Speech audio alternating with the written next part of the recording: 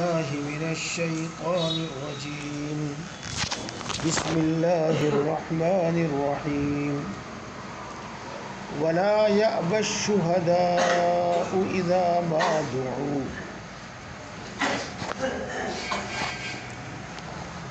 مسئلہ یہ بیان کیا جا رہا تھا کہ اگر کوئی معاملہ ادھار کا ہو،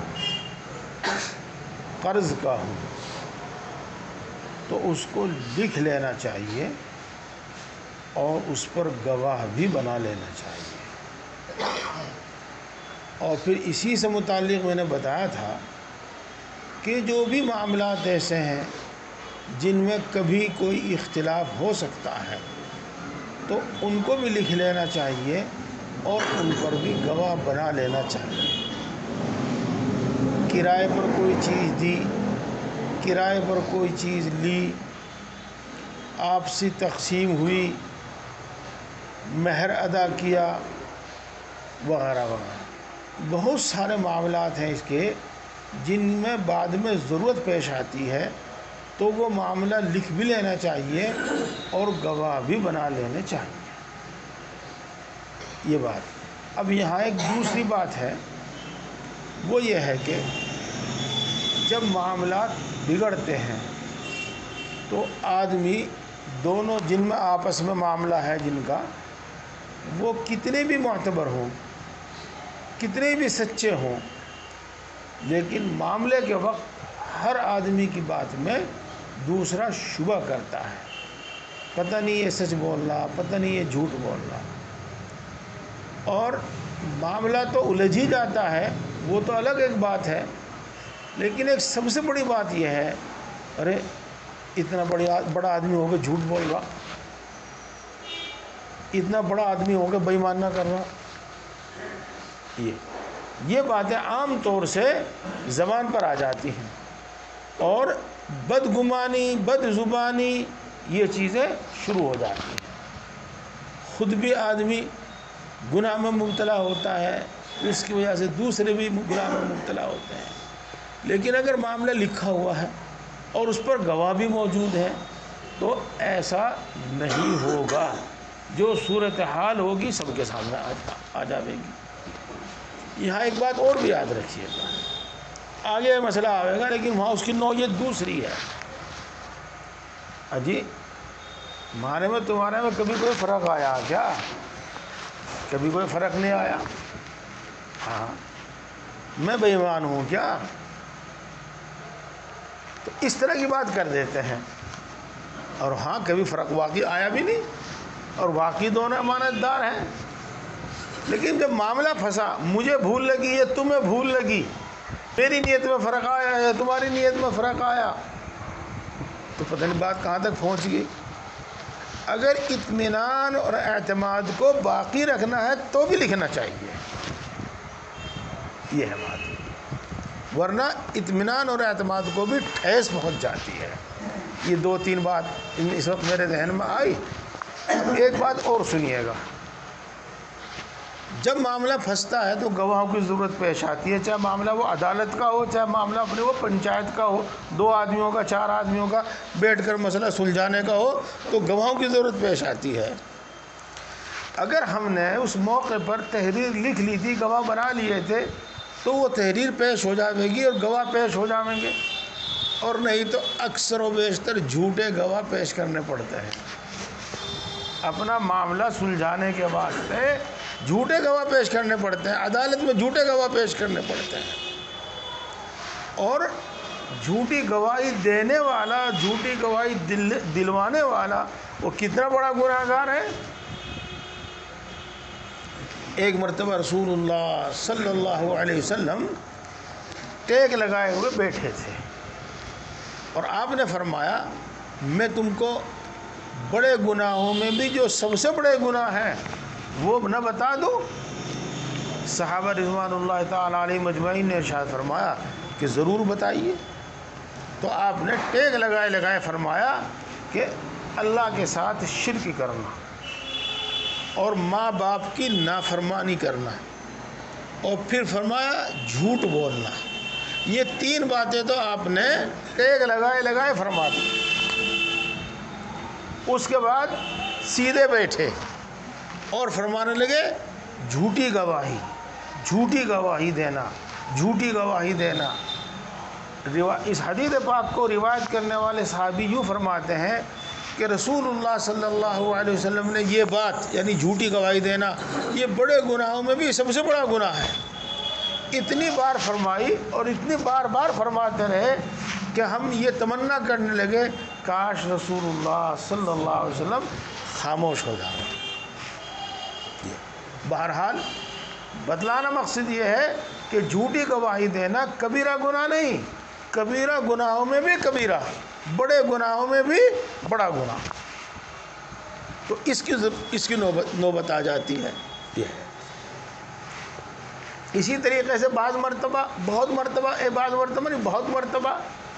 محض اپنی غلطی کی وجہ سے ہم مبتلا ہو جاتے ہیں شک و شبہ میں شریعت کی طرف سے۔ مان لیجئے تھوڑی دیر کے لیے ایک شخص نے اپنی بیوی کا مہر ادا کر دیا تھا، اب خدا نہ خواستہ طلاق ہوئی، یہ طلاق نہیں ہوئی بھائی، بعد میں میراث کا مسئلہ چلتا ہے کچھ جگہوں پر، کچھ جگہوں تو میراث تقسیم ہی نہیں کرتے، بس لڑکے جس کا ہاتھ جو لگے وہ لے بھاگ گئے، جس پر قبضہ ہو وہی چھوڑنے کو تیار نہیں ہوتا، لیکن کہیں تقسیم ہوتی ہے۔ اب شوہر تو یوں کہتا ہے کہ میں نے مہر ادا کر دیا تھا مثلا، اور بیوی یوں کہتی ہے کہ مہر ادا نہیں کیا تھا۔ یہ ہے اب دیکھو شریعت کا مسئلہ یہ ہے کہ چونکہ اس میں دعوے دار ہے شوہر، اور دعوے دار کے ذمہ ہوتے ہیں گواہ پیش کرنا، تو اب اس شخص کا یہ دعویٰ قبول نہیں کیا جائے گا جب تک کہ گواہ نہ پیش کر دے۔ اب قاضی جی نے، مفتی صاحب نے، مولوی صاحب نے اس کی بات رد کر دی، بھائی تمہاری بات نہیں ماننی جانے گی، گواہ پیش کرو تو ماننی جائے گی۔ بھلا یہ بھی کوئی بات ہے جی؟ آپ ہمیں جھوٹا مان رہے جی، آپ نے تو ہمیں جھوٹا ثابت کر دیا جی، بھائی شریعت کا حکم ہے، اب یہ بھی کوئی حکم ہے؟ اب شریعت کی طرف سے بدگمانی ہو گئی، مولانا صاحب اور مفتی صاحب کی طرف سے بدگمانی ہو گئی، حالانکہ بات اپنی جگہ پر بالکل صحیح ہے، اصول کی ہے کہ جو شخص دعویٰ کرتا ہے اس کے ذمہ گواہ ہوتے ہیں۔ یہ ہے، اس واسطے ان چیزوں کو یاد رکھنا چاہیے اور موقع محل سمجھ کر خوب اچھی طریقے سے ان سے فائدہ اٹھانا چاہیے۔ ہاں دیکھو ہے تو بات دوسروں کی، لیکن وہ ہم سے لے رکھی انہوں نے، ہاں پہلے لکھ پیچھے دے اور بھول لگے تو کاغذ سے لے، یہ ہماری باتیں ہیں۔ جیسا کہ میں نے پچھلے ہفتے بتایا تھا کہ 1400 سال پہلے جب لکھنے پڑھنے کا کوئی رواج نہیں تھا، اس وقت اللہ تبارک و تعالیٰ نے یہ بات ارشاد فرما دی تھی۔ تو چلو بات تو میں اصل یہ کہنا چاہ رہا تھا کہ موقع پر گواہ بنا لینے چاہیے تاکہ ضرورت پیش آوے تو سچے گواہ پیش کر دیے جائیں اور جھوٹے گواہوں کی ضرورت نہ پیش آوے، جھوٹے گواہ نہ پیش کرنے پڑے۔ اب یہاں آگے اللہ تبارک و تعالیٰ ایک نصیحت فرماتے ہیں، پہلے میں اس کو زبانی بیان کرتا ہوں پھر ترجمے سے بات سمجھ میں آ جائے گی۔ گواہ کو تو اللہ تبارک و تعالیٰ نے یہ حکم دیا ہے کہ جب تم کسی معاملے کے گواہ ہو، پھر جب تمہاری ضرورت پیش آوے اور گواہی کے واسطے تمہیں طلب کیا جاوے تو تم انکار نہ کیا کرو۔ آگے چل کر ہے کہ گواہی کا چھپانا یہ بڑا گناہ ہے،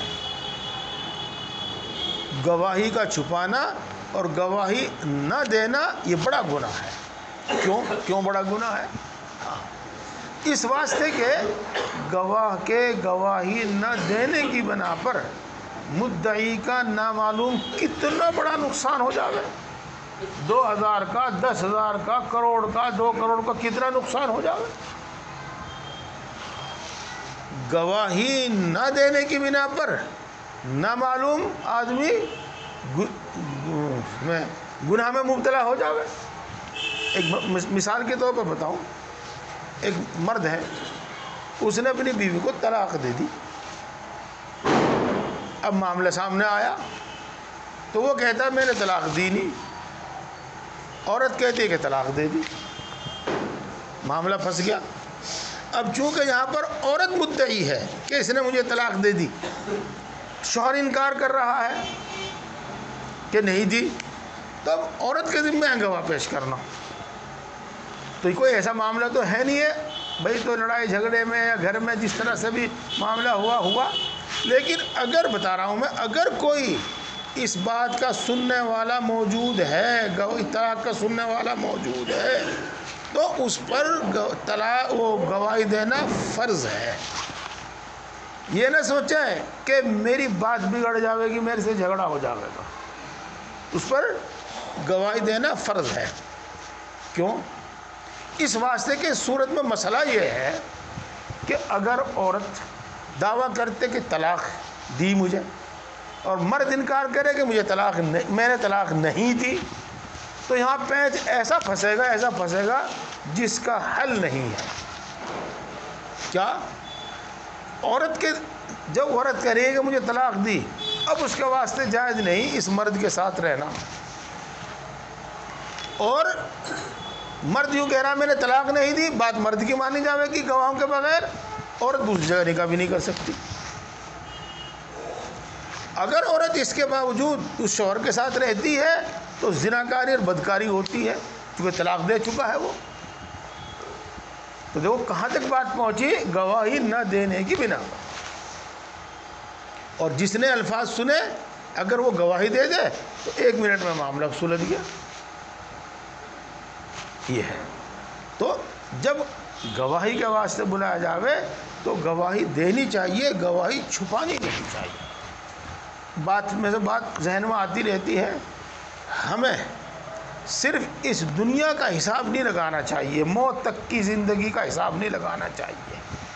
نفع نقصان میں صرف موت تک کا حساب نہیں لگانا چاہیے، بلکہ اس کے بعد کی جو زندگی ہیں، بلکہ 2 دنیا ہیں، اور ایک عالم برزخ اور ایک عالم آخرت، ان کا نفع نقصان بھی سامنے رکھنا چاہیے. ایک تو بات ہے بھائی یہ گواہ دے دینی چاہیے. اور دوسری بات یہ کہ لکھنے والے کو تکلیف نہ پہنچائی جاوے اور گواہی دینے والے کو تکلیف نہ پہنچائی جاوے، اس کا نقصان نہ کرایا جاوے، بار بار اس کو گواہی کے واسطے طلب نہ کیا جاوے. یہ مطلب ہوا. بلکہ یوں لکھا ہے اگرچہ کرائے پر اجرت لے کر کچھ روپیہ پیسہ لے کر گواہی دینا درست نہیں ہے، لیکن اگر اس کو کہیں عدالت میں جا کر کہیں دوسرے شہر میں جا کر گواہی دینی ہے تو اس کے آنے جانے کا، کھانے پینے کا انتظام کریں. یہ ہے. اب بات سمجھ میں آ جائے گی آپ کے. وَلَا يَأْبَ الشُّهَدَاءُ إِذَا مَا دُعُوا، اور جب گواہوں کو گواہی دینے کے واسطے بلایا جاوے تو وہ انکار نہ کریں. درمیان میں ایک دوسری بات آگی، وہ بھی سن لیجئے گا. وَلَا تَسْأَمُوا أَن تَكْتُبُوهُ صَغِيرًا أَوْ كَبِيرًا إِلَىٰ أَجَلِهِ، اور تم کوئی بڑا معاملہ ہو یا چھوٹا معاملہ ہو جو ہو ادھار، یعنی ایک مدت کے بعد اس کا کوئی لین دین ہو، اس کو لکھ لیا کرو اور اس میں کاہلی اور سستی نہ کیا کرو. یہ بات چونکہ پہلے بھی آ چکی ہے، سمجھا دی گئی ہے. آگے چلتے ہیں. ذالکم اقسط عند اللہ، گواہ بنا لینا اور تحریر اور دستاویز تیار کر لینا. اب اس کے فائدے بتاتے ہیں اللہ تبارک و تعالیٰ. میں تو عرض کر رہا ہوں، اللہ کی زبان میں سنیے اب، کہ یہ انصاف کو زیادہ قائم کرنے والی ہے. اللہ یہ بات انصاف کو زیادہ قائم کرنے والی ہے، اور گواہی کو صحیح ادا کرنے والی ہے، اور اس کے قریب ہے کہ تمہیں کوئی شک و شبہ نہ ہو. یہ وہی باتیں ہیں جو میں نے ابھی آپ کے سامنے عرض کی تھی کہ جب گواہی ہو جاوے گی تو قاضی کے واسطے، مفتی کے واسطے، پنچ کے واسطے فیصلہ کرنا آسان ہو جائے گا. اور جب دستاویز لکھی ہوئی ہوگی تو عام طور سے اکثر و بیشتر ویسے بات چاہے یاد رہے نہ رہے، لیکن دستاویز پڑھنے کے بعد اور دستاویز سننے کے بعد معاملہ یاد آ جاتا ہے کہ ہاں بھائی فلاں جگہ فلاں دن اس طریقے سے معاملہ ہوا تھا. اور نہیں تو آدمی کو خود شبہ ہو جاتا ہے، بھائی صحیح آدمی مجھے 1 لاکھ تے ہوئے تھے یا 1.25 لاکھ تے ہوئے تھے، معاملہ تو میرے سامنے ہوا تھا لیکن مجھے پتہ نہیں بھائی 1 لاکھ تے ہوئے تھے یا 1.25 لاکھ تے ہوئے تھے، 1 لاکھ تے ہوئے تھے یا 1.5 لاکھ تے ہوئے تھے. اب اسے خود شک ہو رہا. اب جب اسے شک ہو گیا تو اب اس کی بات تو مانی نہیں جانے کی، اس سے تو کوئی فیصلہ نہیں ہو پاوے گا. ہاں، اور جب اس کے سامنے کی لکھی ہوئی تحریر ہے، اس کے دستخط ہے، اس کو بات یاد آ جائے گی کہ ہمیں معاملہ 1 لاکھ میں طے ہوا تھا، معاملہ 1.25 لاکھ میں طے ہوا تھا. یہ ہے تو اس میں شک و شبہ نہیں ہوگا. یہاں تک بات ہوگی. اب آگے ہے، البتہ اگر اس طرح کا معاملہ ہے کہ نقد تو پیسہ دے دیا گیا اور ہاتھوں ہاتھ سامان لے لیا گیا، تو اگر اس معاملے کو تم نہ لکھو تو بھی کوئی حرج نہیں ہے، چونکہ یہ تو معاملہ تقریباً پورا کا پورا ہو گیا، نمٹ گیا، شاید ہی اس کی کبھی کوئی ضرورت پیش آوے. یہ ہے. اس میں بھی اگر کوئی اہم معاملہ ہو جس کی بعد میں ضرورت پیش آتی ہے تو گواہ بنا لینا اچھا ہے. إِلَّا أَن تَكُونَ تِجَارَةً حَاضِرَةً تُدِيرُونَهَا بَيْنَكُمْ فَلَيْسَ عَلَيْكُمْ جُنَاحٌ أَلَّا تَكْتُبُوهَا. ہاں، اگر کوئی ایسا لین دین ہو جو تمہارے درمیان نقد ہی ہو جاوے تو اس میں کوئی حرج نہیں ہے اگر تم اس کو نہ لکھو. وَأَشْهِدُوا إِذَا تَبَايَعْتُمْ. اور کوئی اہم معاملہ ہو، بے کا بڑا معاملہ، ایک تو ہم روزانہ سودا سلف خریدتے ہیں، چھوٹی موٹی چیزیں روزانہ لیتے دیتے ہیں تو ان کی بات نہیں. کوئی اہم معاملہ ہے، کوئی بڑا معاملہ ہے لین دین کا، تو اس میں اگر ادھار نہیں نقد ہے تو بھی گواہ بنا لو تو اچھا ہے. وَأَشْهِدُوا إِذَا تَبَايَعْتُمْ. اور گواہ بنا لیا کرو تم جب کہ لین دین کیا کرو، بیچا کرو. اب وہ بات جو میں پہلے بتائی تھی وہ سنیے گا. اور نہ نقصان پہنچایا جاوے لکھنے والے کو اور نہ نقصان پہنچایا جاوے گواہ کو. اور اس کا مطلب میں عرض کر چکا ہوں. وَإِن تَفْعَلُوا فَإِنَّهُ فُسُوقٌ بِكُمْ. اور اگر تم ایسا کرو گے، لکھنے والوں کو تکلیف پہنچاؤ گے یا بار بار اسے تنگ کرو گے، تکلیف پہنچانا مطلب بار بار اسے تنگ کرو گے یا گواہ کو تنگ کرو گے، جس کا نتیجہ یہ نکلے گا کہ لوگ گواہی دینے سے کتراویں گے اور گواہ بننا پسند نہیں کریں گے، تو یہ نافرمانی کی بات ہے. وَاتَّقُوا اللَّهَ. اور اللہ سے ڈرتے رہو، اور اللہ سے ڈر کر اللہ کے تمام احکام پورے کرتے رہو. یہ بات ہے. اتنی بات میں آپ کو بتلا دوں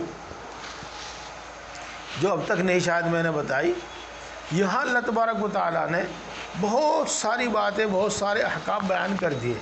میں نے تو گنے نہیں، علماء کرام یوں لکھتے ہیں کہ اس آیت شریفہ میں 20 مسئلے بیان کیے گئے ہیں. یہ ہے تو یہ مستحب ہے، یعنی اگر ایسا نہ کریں تو گناہ نہیں. ہاں، ایسا نہ کرنا گناہ کا سبب بن سکتا ہے، جیسا کہ میں نے آپ کو سمجھایا. اس واسطے یہ لکھنا مستحب ہے، گواہ بنا لینا مستحب ہے. یعنی اگر نہ گواہ بناوے تو گناہ گار نہیں ہوگا. یہ بات ہے. یہ ہے. اور اللہ سے ڈرتے رہو اور صحیح معاملات طے کرتے رہو اور صحیح معاملہ کرتے رہو. وَيُعَلِّمُكُمُ اللَّهُ. اور اللہ تبارک و تعالیٰ تم کو تمہارے بھلے کی اور تمہارے نفع کی باتیں سکھلاتا رہتا ہے. اللہ نے قرآن پاک اسی لیے نازل فرمایا. اللہ تبارک و تعالیٰ نے انبیاء کرام علیہم السلام اسی لیے بھیجے جو ہم کو ہمارے نفع کی باتیں بتلاتے رہتے ہیں. جو باتیں سنیے گا، جو میں عرض کر رہا ہوں، جو باتیں ہمیں زندگی بھر کے تجربے کے بعد معلوم ہو، 10-20 سال کے تجربے کے بعد معلوم ہو، بلکہ زندگی بھر کے تجربے سے بھی بات ہماری سمجھ میں نہ آوے، 10-20 سال کے تجربے سے بھی ہمیں بات سمجھ میں نہ آوے، اگر ہم اللہ کے رسول کی بات پر یقین کر کے عمل کر دیں تو 2 منٹ میں وہ علم ہمیں حاصل ہو جائے. یہ واللہ بکل شیء علیم، اور اللہ تبارک و تعالی ہر چیز کو جاننے والا ہے۔ لہذا اگر تم نے کوئی بد معاملگی کی، کسی کا حق دبایا، اور قاضی نے تمہارے حق میں فیصلہ بھی کر دیا، مفتی نے تمہارے حق میں فیصلہ بھی دے دیا، پنچایت نے تمہارے حق میں فیصلہ بھی دے دیا، لیکن وہ چیز تمہاری نہیں، وہ چیز اللہ کے علم میں ہے، اس واسطے غلط بیانی کے ساتھ غلط گواہ پیش کر کے اگر کوئی معاملہ حل کراؤ گے، کسی کا حق مارو گے، تو اللہ تعالیٰ جانتا ہے، اور اس نے جو بدلے کا دن رکھ رکھا ہے، حساب کا دن رکھ رکھا ہے، اس دن پتہ چل جائے گا۔ یہاں تک ایک بات ہوگی۔ اب آگے چلو، اگلا مسئلہ رہن کا ہے، رہن کا۔ اس کی ایک تو ہے بالکل سادہ سا مسئلہ ہے، سادہ سا مسئلہ یہ، مثال کے طور پر میں شاملی گیا، میں نے کوئی سامان خریدا، میرے پاس پیسے کم پڑ گئے، 1000 2000 روپے، 10,000 روپے کم پڑ گئے۔ میں نے کہا بھائی میں پیسے دے دوں گا تمہارے، کل کو دے جاؤں گا، پرسوں کو دے جاؤں گا۔ یہ ہوا نا جی، کیا اچھا لو تم یہ میرا موبائل رکھ لو، 15,000 روپے کا موبائل ہے، یہ رکھ لو تم، میں پیسے دے جاؤں گا، اپنا موبائل لے جاؤں گا۔ اس کو کہتے ہیں گروی رکھنا، گروی رکھنا، اور عربی میں اس کو بولتے ہیں رہن، رہن رکھنا۔ اسی طریقے سے سمجھ لیجئے گا آپ، اگر کسی شخص نے کسی پہ سے 1000 10,000 لاکھ 2 لاکھ روپے قرض لیا ہے، اور اس نے اپنی کوئی چیز گروی رکھ دی ہے اس کے پاس، تفصیل بتاؤں گا میں ابھی، کوئی چیز گروی رکھ دی ہے اپنے پاس، تو اس کو رہن کہتے ہیں، رہن عربی میں، اردو میں اس کو گروی رکھنا کہتے ہیں۔ تو سب سے پہلی بات تو یہ ہے کہ اس طریقے سے رہن رکھنا جائز ہے۔ اگر آپ کسی کو قرض دیں اور آپ اس سے رہن کا مطالبہ کریں تو درست ہے۔ کوئی شخص قرض وصول کرے، قرض لے اور وہ کوئی چیز رہن رکھ دے تو درست ہے۔ یہ ہے، بس اتنی بات میں آپ کو بتاؤں گا۔ یہاں تو ایک چھوٹی سی بات بتائی گئی ہے، اس سے متعلق بہت سارے مسئلے آ جائیں گے جب آپ عمل کریں گے، اور خوشی کی بات یہ ہے کہ آپ آسانی سے ان باتوں کو سمجھ سکتے ہیں۔ بہشتی زیور میں لکھے ہوئے ہیں مسئلے، بڑی بڑی کتابوں میں تو لکھے ہوئے ہیں ہی، لیکن ہماری ضرورت کے بہشتی زیور میں لکھے ہوئے ہیں مسئلے۔ ایک تو بات یہ جان لیجیے گا۔ اب ایک دوسری بات سمجھ لیجیے گا، ایک عام سا دستور ہے، اب بھی ہے، پہلے تو بہت زیادہ تھا۔ بھائی یہ میرا 10 بیگھہ کا کھیت رکھ لے گروی، اور مجھے 10 لاکھ روپے دے دے، تو یہ تو آپ کو بتا دیا گروی رکھنا ضرورت ہے۔ لیکن جس شخص کے پاس یہ 10 بیگھے کا کھیت گروی رکھا گیا ہے، اس کا حق اتنا ہی ہے کہ اس کو اپنے قبضے میں رکھے، لیکن اس کو بو کے اس کی پیداوار سے وہ نفع نہیں اٹھا سکتا۔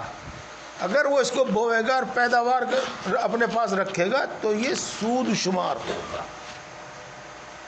جی ہاں، بس اپنے قبضے میں رکھے، اور اگر وہ اس سے فائدہ اٹھاتا ہے تو وہ قرض میں سے کم کیا جائے گا، قرض میں سے کم کیا جائے گا۔ یہ ایک بات بتا دی۔ اس سے بات سمجھ میں نہ آئی ہو تو پھر یوں سمجھ لو۔ مثال کے طور پر کسی نے دکان گروی رکھی، کسی نے مکان گروی رکھا، تو مکان دکان گروی رکھنا تو درست ہے، لیکن جس کے پاس یہ مکان رکھا گیا ہے اس کو اس مکان اور دکان سے کوئی فائدہ اٹھانا جائز نہیں ہے۔ اگر وہ کوئی فائدہ اٹھاوے گا تو وہ سود ہو جاوے گا، سود میں شامل ہو جاوے گا۔ ہاں ایسا کر سکتا ہے کہ وہ مرتہین ہی جس کے پاس رہن رکھا گیا ہے وہ اس کو مثلا کرائے پر دے دے، اور 10,000 روپے 5,000 روپے جو اس وقت کرایہ ہے، یہ 10,000 5,000 روپے کرایہ اس قرض میں سے کم ہوتا رہے گا۔ اسی طریقے سے مکان کا مسئلہ سمجھ لیجیے گا۔